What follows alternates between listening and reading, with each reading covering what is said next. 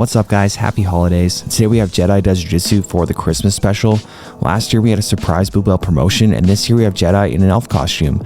In hindsight, I should have worn something a little more festive. I mean, I didn't even wear my leopard print shorts, but let's get started breaking down the role. I knew beforehand that Jedi was a really skilled brown belt from watching his videos, but one thing that really surprised me is how good at grip fighting he is during the stand-up. He's doing a great job fighting the hands and preventing inside position, so I wanted to shoot so I can guillotine him, which he does, but I can't get my grip deep enough with my right arm.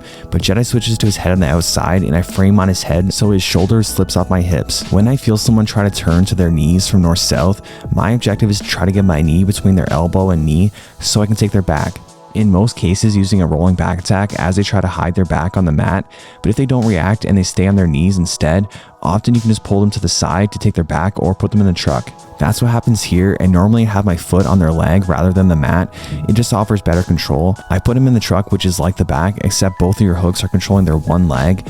From the truck you have the twister, groin stretchers, and calf slicers available. You can also get this off the guard pass when your opponent goes to turtle. Again, you want to shoot your knee between their elbow and knee and take the reverse underhook. If you're not on the ball enough securing the truck, your opponent may make it difficult for you by extending their leg.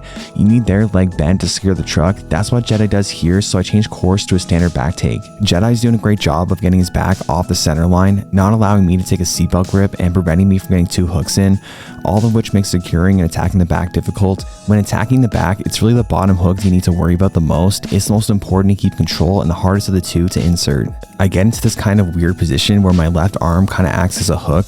Jedi can't turn to his left because my left arm stops him, and he can't turn to his right because my left hook stops him. And now I work towards putting my bottom hook in. I briefly cross my feet for control, but uncross as I feel him start to work the ankle lock. I mentioned before that crossing your feet in back control is not the cardinal sin many lower belts make it out to be. It offers great control, and when you're experienced, it's easy to recognize the threat and uncross them if needed. It's proving difficult to get underneath Jedi's chin for the choke, so instead I see if I can get a body lock squeeze on him. You can get more power by being on a bit of an angle on the torso and going belly down. But as I go belly down, I lose the angle I had, and we end up rolling all the way through to the other side anyways. I keep trying to get underneath the neck as I find a rear naked choke much more satisfying than arm bars. I normally only go for arm bars from the back if I can't get anything else going. In my opinion, it's one of the highest percentage submissions from the back, although you do risk giving up position. To perform, you want to get a Kimura seatbelt grip and get your forearm in front of their face, so you can use it to push their body across yours, which creates room for you to get your leg over their head. The issue that I ran into is that Jedi caught my ankle as I had my knees wider than I would have liked, as Jedi had his elbow glued to his body, occupying the space that I wanted to have my right hamstring on. It's not a huge hiccup, but it does make it harder to break the armbar defensive grips. There's also some risk in a knee injury, as if Jedi were to push my right heel up and my toes down, it could twist my knee and tear a ligament. I'll actually be adding this to the mat safety portion of my performance longevity course. It's really important for me for everyone to be training safe and smart. My cardio is actually so trash right now. I only train a handful of times throughout November after my super fight. I kind of just lost motivation, and that's the way she goes sometimes, and it's totally normal to go through lulls of motivation and excitement, but now it's time to get back on track. I pull guard because, like I said, I'm in poor condition right now and I'm lacking the energy demands to wrestle.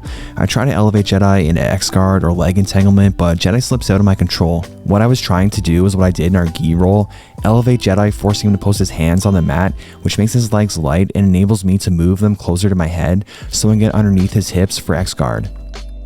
Entering the saddle similar to this was also an option.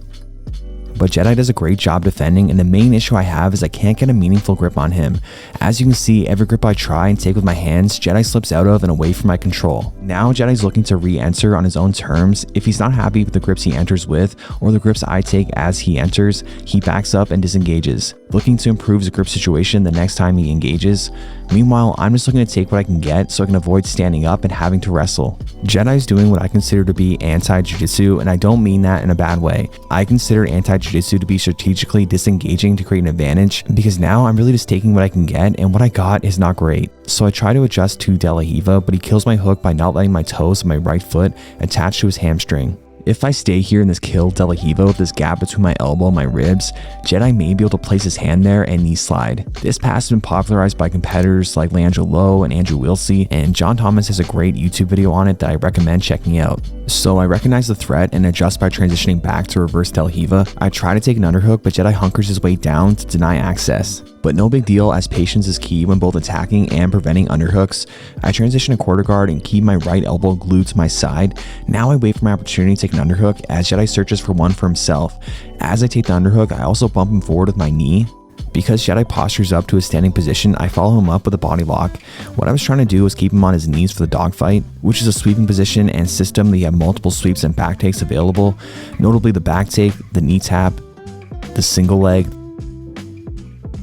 the roll under, the back take when they post out to prevent the roll, the arm shuck, and more.